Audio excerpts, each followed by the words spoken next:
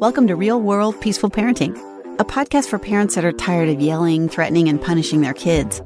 Join mom and master certified parent coach Lisa Smith as she gives you actionable, step-by-step strategies that'll help you transform your household from chaos to cooperation. Let's dive in. Welcome to today's episode. I am thrilled to be with you here today and to talk with you about something that is really near and dear to my heart, which is connecting with your kids through rules. Yep, that's what I said, rules. It is possible. You can connect with your kids while setting and enforcing rules.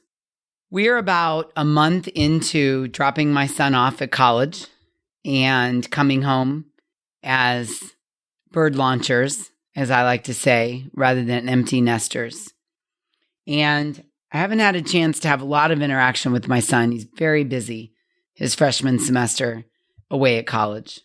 But one thing we have talked about is the value of rules. And he's been able to share with me that he set some rules for himself because he understands how they benefit him and how they help him stay on target, on goal, and on path. And I really think he's able to do this because we were able to set rules, my husband and I, for many years through connection, not in spite of or around or instead of connection. So let's dive in to this topic and see if I can provide some new ideas, some new thoughts, and help in some way.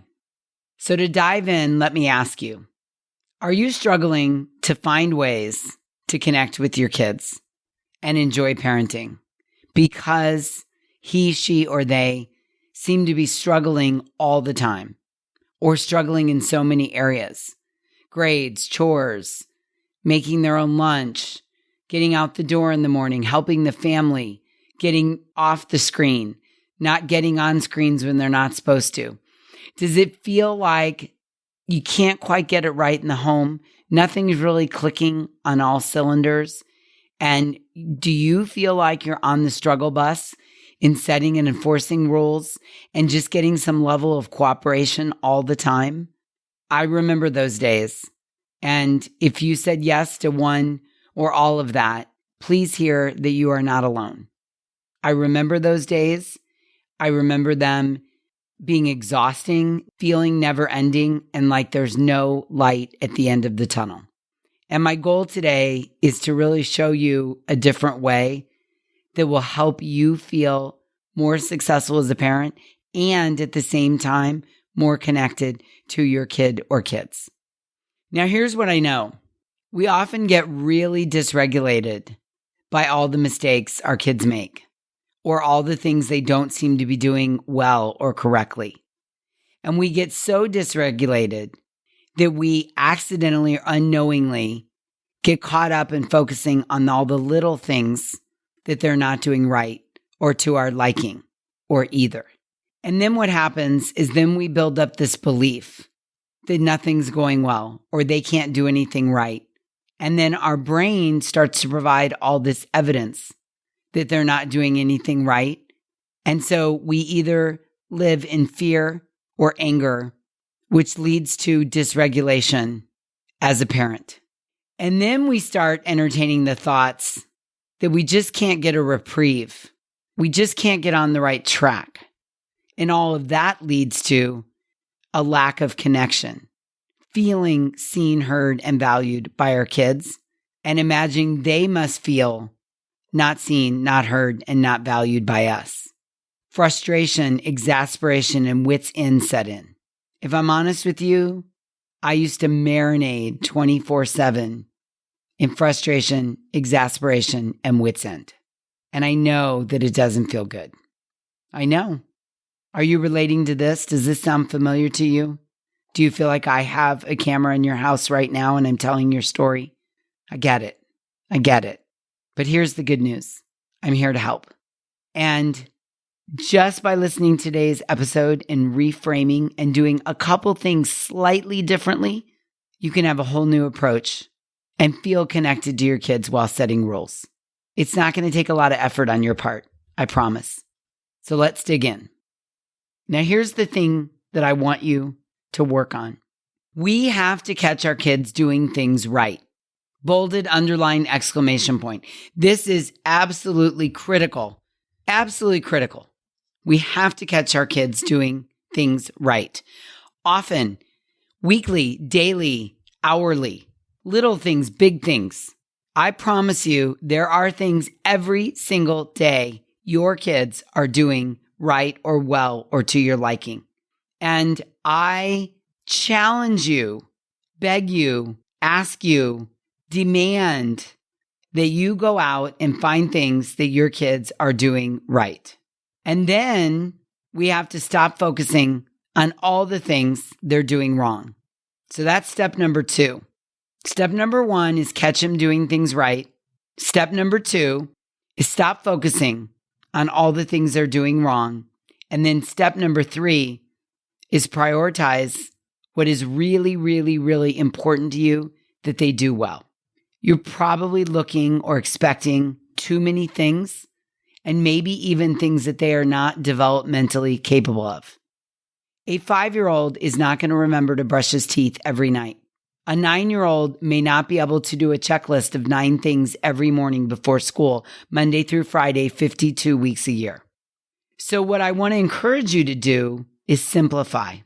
What I want to encourage you to do is define no more than 3 to 4 of your highest core family values. Or said another way, 3 to 4 things that right now are really, really, really important to you.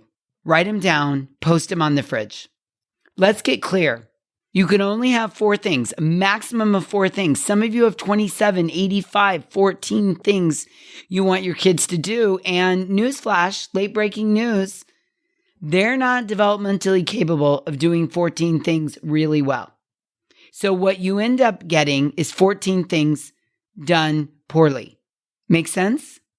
So once you've identified your 4 really important things and different problems, circumstances, or bad habits arise, you need to just pick the 4 things that support your core family values and work on solutions to just those 4 things and let everything else go. If you try to focus on everything at once, here's what happens. You are constantly dysregulated. You feel like nothing is going right or well. Your kids don't have a chance to be successful and build their esteem. And your kids have underdeveloped brains. So in some cases, it's going to take years to be an expert at something.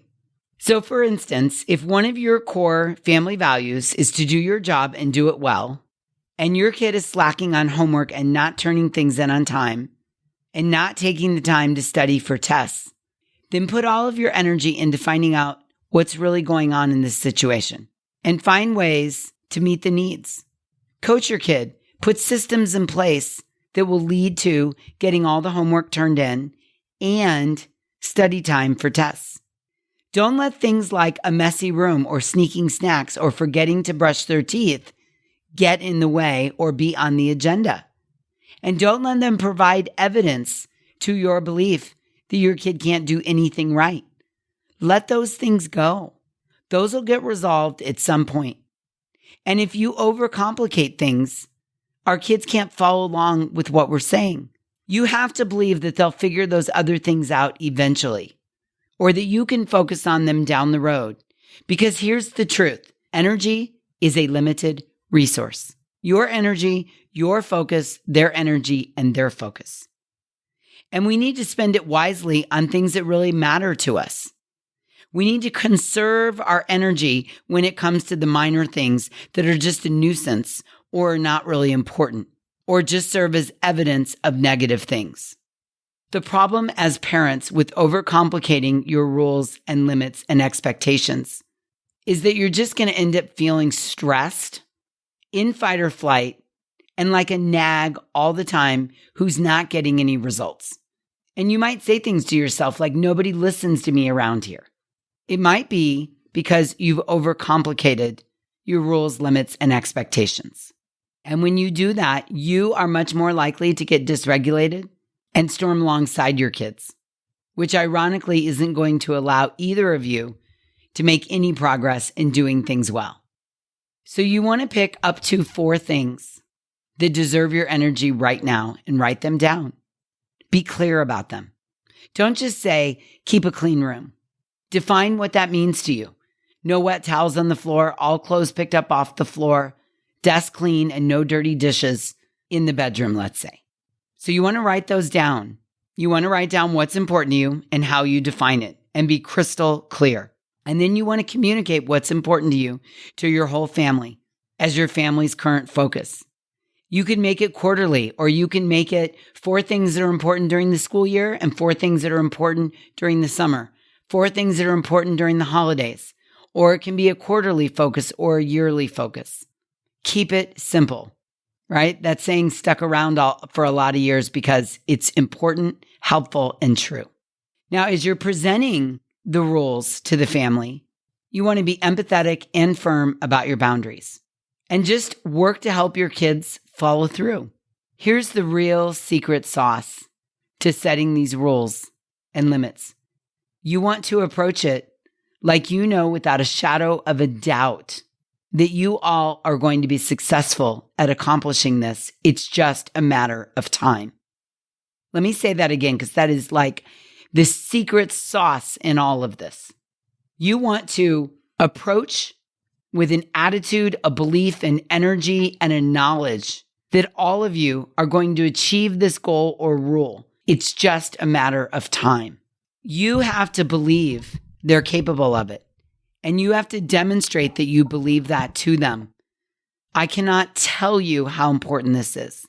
If you approach it like, well, I don't know, kid. I don't know if this is going to work out, or you're probably not going to be able to do this. They're going to pick up on that, and that's going to be their belief. So you have to go all in, even if they're horrible at it right now, right? I mean, we all birth our kids with the belief they're going to walk and talk and be able to feed themselves and get out of diapers. We're not like, well, I don't know, Lisa. Boy, I give her a 50-50 shot of being able to walk. I'm just not sure, right? So we want to approach the belief in the exact same way and be firm with the boundaries. Because once their brains learn that consequences matter and they count because you're going to follow through, it's going to be easier for them to find a way to get with the program. And here's the thing. If you're setting a bunch of superfluous limits on things that don't really matter, or you're piling on item after item every time something goes wrong, you're just exhausting yourself and your kids, setting them up for failure and increasing the probability that you won't follow through on limits. And then your kid learns that limits and consequences don't really matter. See that? So this is why it's so important to stick to just 2, 3, or 4 things that really matter right now. Set the limits and the consequences and use your energy to follow through on the 3 or 4 that you set. Don't pile on. It's a recipe for disaster, I promise you. And if you're co-parenting with someone in the same household, make sure they're on board with the 3 or 4. Because while you're enforcing one, the last thing you want them to do is come and pile on 5 or 10 or 16 more. So again, the goal is to pick 3 or 4 that really matter, that are focused on what's important to you, what you believe in, what your family values are. Maybe it's keeping a clean home. Maybe it's getting places on time. Maybe it's doing what you say you're going to do. Really connect the dots. When you set the limits and consequences and then use your energy to follow through on them, success is around the corner. And this is a great way to model for your kids how to discern priorities and show them that what you say you value. Basically, you're walking your talk when you use this method. What a great thing to teach our kids. Our word matters. We do what we say we're going to do. We plan the work and work the plan, right? And it's important for our kids to learn that rules count and that truthfully, no one is above the rules. But the rules have to be developmentally appropriate and simple so they can understand and follow them. Now, sometimes we adopt the attitude that rules are made to be broken. But it's also true that when rules are broken, there are consequences. There's varying degrees of consequences and suffering when it comes to paying the consequences of breaking different degrees of rules. But let's be honest, there's always consequences. And to argue that no rules are ever to be broken would make us hypocritical as parents. I do speed. Sometimes. I know the rule is there, but sometimes I'm in a hurry, I'm excited, I get cooking along, and I speed. Part of developing executive function for your kids is figuring out which rules need to be followed all the time, which rules can be bent, and which rules can be discounted. That's life, right? I got a ticket once for not paying attention going 40 miles an hour in a school zone. Now, I am not proud of it. School was not in session. I got distracted and I got cooking along and I missed the sign on the side of the road and I didn't realize I was in a school zone. And let me tell you something, people. This girl right here does not do that anymore. It was a painful speeding ticket. And I felt really bad and I was really embarrassed. Now, I don't do that anymore. Absolutely not. I see a school zone and I probably go under. The guy or person behind me is probably frustrated. Come on, lady, get going. So I don't do that because I figured out that is not a rule I want to bend. The consequence is way too high. I would never want to hurt someone in my car.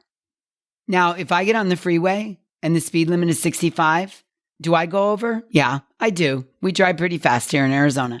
I do. I often go over 65. And if I get a ticket doing that, I can live with it. Now, hopefully the universe isn't going to say, oh yeah, lady, let's test that next week. So y'all send me some good juju that I don't get a ticket. Okay. But I am willing to bend that rule. I understand the consequences and I can live with it. I do not drink and drive past the legal limit. Nope. I understand that is one rule I do not mess with.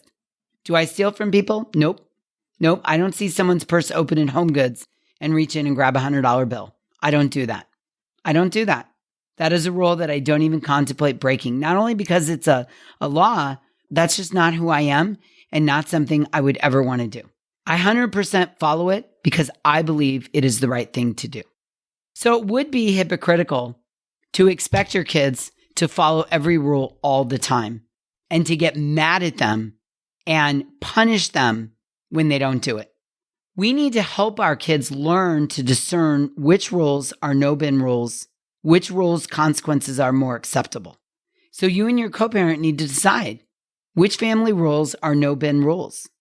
You can even use this language with your kids so they understand that you will be hyper-focused on the no-bin rules and you will absolutely follow through on their limits and consequences. And there might be sort of bend or occasionally bend rules that you might let some of the lesser consequences to those rules go. Which is why you want to figure out what your 3 or 4 no-bin rules are and articulate them to your kids. Clearly, often, in different ways. We don't want no-bin rules to be surprises to our kids. And remember, you want to keep the list of no-bin rules short. This is really important. If we want to turn on the internal compass in our kids, we need to keep the list of no-bin rules short. So that my brain development and brain capacity and brain can understand and learn these no-bin rules and turn on my internal compass. And then we want to assign consequences to the no-bin rules that you will have no problem following through on. It is important, especially when parenting strong-willed kids, for them to learn that there are no-bin rules in the world. And the no-bin rules have very severe consequences attached to them. And we teach this by talking, by modeling, by languaging, by writing them out, by visiting them over and over and over again. And we teach them by keeping it really, really, really simple. Few rules, easy to follow and understand, easy to understand the consequences, and easy to communicate to them with clear direction. Yeah? It's really important. My husband says to our son all the time, in this family, we have few rules, but the rules that we do have, we expect you to follow. And if you choose not to follow them, we want you to understand the consequences before you break the rules. Pretty good, huh? Okay. When your kid, especially the strong-willed ones, come at you because you're enforcing the rule and you get dysregulated by their excuses or blame or disapproval of your rules, it's easy to slip into dysregulation. They're not going to be happy that you're enforcing the rules and excited and jumping for joy. They're not.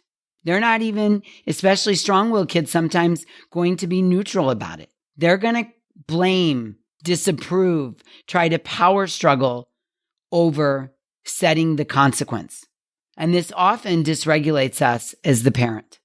And we're going to want to judge their character instead of holding space with an inner confidence that they're going to turn out okay, even when they break certain rules.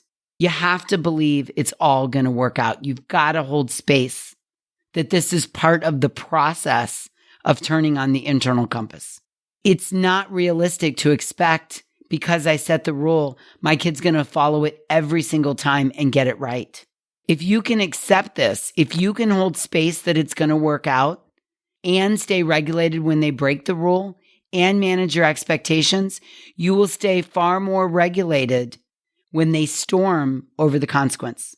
I say this all the time to my clients. In some ways, it's literally in our kids' job descriptions to push back, to fight over rules, to get mad and to not like them. It's part of the method of learning. Accept that. You still enforce them, but you accept that it's their job to push back, to fight over the rules, to get mad and not like them. And at the same time, you can know that deep inside, when rules are put in place, if they're easy to understand and simple and they make sense and they're logical and they surround family values, then those rules help kids feel loved and know what is expected of them. It creates a sense of safety that they can rest in, even while their brains are still growing and developing, and even while they're hardwired to push back and resist the consequence. Oh my gosh, I hope so many light bulbs are going off for you right now. Oh, I love that I get to bring this to you today. I love it so much. When I figured this out, when I connected these dots with my strong-willed 4th grader, 5th grader, 8th grader, 9th grader, kid going off to college, I was able to stay regulated while setting the rules, while communicating the rules, while enforcing the rules, and while getting pushed back to the rules. Because I saw the bigger picture and I didn't take it personally. And I didn't judge him. And I held space that this was all going to work out and this was part of the process. And when I started to doubt myself, I would look at the rules and I would say, are they simple? Are they focused on our family values? Have I communicated them well? And if I could say yes to those, then I would say to myself, okay, he's pushing back and rules help him feel safe, loved, and know what is expected. And that would further regulate me, because what I know is that it is so much more valuable to you, your kids, and your relationship for you to stay regulated and help them work through the consequences, through the suffering of the consequence being enforced, for pushing past the rules and the limits, for learning the process.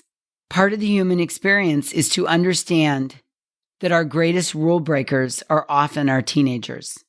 They are at the prime time in their development. It is literally prime time in their brain development, in their body development, to push limits, test boundaries, increase risk, question authority, and learn responsibility. It's part of the brain development process. It's the push-pull dynamic, and it's our job to not take that push-pull personally, to understand that this is what they do while resting in the safety of rules. Dr. Frances Jensen teaches us, quote, the most important part of the human brain, the place where actions are weighted, situations judged, and decisions made, is right behind the forehead in the frontal lobes. And unfortunately for us parents, this is the last part of the brain to develop. And that is why you need to be your kids at any age frontal lobes until their brains are fully wired, hooked up, and ready to go on their own. Yeah? Here's one example of what this looks like. You may have a limit that your teenager needs to put his clothes away after you've done the laundry. You may tell him, I'm going to put your clothes on your bed when I'm done doing all the laundry in baskets, And your job is to put all the clothes away inside the drawers and the closet with the closet door shut. See how clear I am there? So let's say you tell your teen the signal will be the clothes are on the bed, inside baskets. The rule is you need to put them away. And here's the definition of put away. Inside drawers with the drawers shut, inside the closet, hanging up, not thrown in the closet on the floor, inside the closet, hanging up on the rack. And if you choose not to do this, then I will stop washing your clothes and you will assume the responsibility of washing, drying, and putting your clothes away. Okay? You can follow that, right? So let's say that's a limit in your house. And it centers on the value of taking care of your things. It centers on the value of pitching in, of taking good care of clothes that we've worked hard to spend money on, assuming chores in the family, and doing your part. So you state this limit to your kid. So you give your kid 3 or 4 times and they're not putting their laundry away. They're throwing it on the floor. And you come in the bedroom and you see all the hard work you put into laundry thrown onto the floor in a big pile. So you decide the consequence is I'm not doing your laundry anymore. So you announce this to your 14-year-old son. Hey, I asked you to do your part. You're not doing it. So I'm not going to wash, dry, or put your clothes away anymore. You're going to be completely in charge of your laundry. Now, here's the secret. Your kid says, okay, fine, I'll do it, and walks away. It's important as a parent at this point to let go. It's important to not hover and badger your kid. Did you do your laundry? Did you do your laundry? Did you do your laundry? You know you need a clean uniform. You need clothes for school. Are you giving yourself enough time to do it? He's not going to feel the full weight of the consequences unless he has poor planning and has to wear a dirty, sweaty, smelly uniform to soccer practice or to a game. You have to let him follow all the way through on the negative consequence and feel the weight of that. And that is the consequence of not putting the clothes away that you cleaned for him in the first place. And that will lead to him figuring it out, either by taking over and learning how to do laundry, how to plan ahead, when to do it, all the things that are part of it, which requires executive function, to wash and dry his soccer uniform before practice, which, he might have to figure out, well, to wash and dry an outfit takes on average 30 minutes to wash, 30 minutes to dry. I can't start at 10 minutes before we leave. And if you're trying to teach him the lesson that not putting his clothes away in the drawers and throwing on the floor after you took the time to wash, dry, and fold it, he loses the privilege of you doing his laundry. Then you have to allow him the space to fail and suffer the consequences. That is how he will learn to care for the laundering of his clothes, or to come to you and ask for a do-over and then follow the rule of putting his clothes away by putting them in the drawers and shutting the drawers and hanging them up rather than throwing them on the floor. And following him around and hounding him to get his laundry done isn't conserving or managing your energy or thoughts. The purpose of the consequence is to learn the lesson. And if you continually rob your kids of the opportunity of making mistakes and learning, and maybe in some cases suffering the consequences, then you're robbing them of the lesson. So let's set our kids up for success instead of failure. Let's teach them that while they're in our care, yes, there are degrees of rules. Those that can be discounted, those that can be bent, and those that are no-bend rules. And there are differing degrees of consequences when the rules are broken. Yeah? You start by defining your family values. Make that list of short, no-bend rules with appropriate limits, appropriate for the situation, appropriate developmentally, appropriate in what you're asking, and then follow through on the consequences. Support your most important family values. And then consider loosening the reins on all the other peripheral personal preferences you may have or want. Allow white space for your kids to make mistakes and suffer the consequences. Give them room to learn and grow, all while managing your energy and enjoying parenting your kids. This is the secret to feeling productive as a parent when it comes to getting things done. So in summary, I suggest setting limits and consequences for specific areas of importance to you as a parent.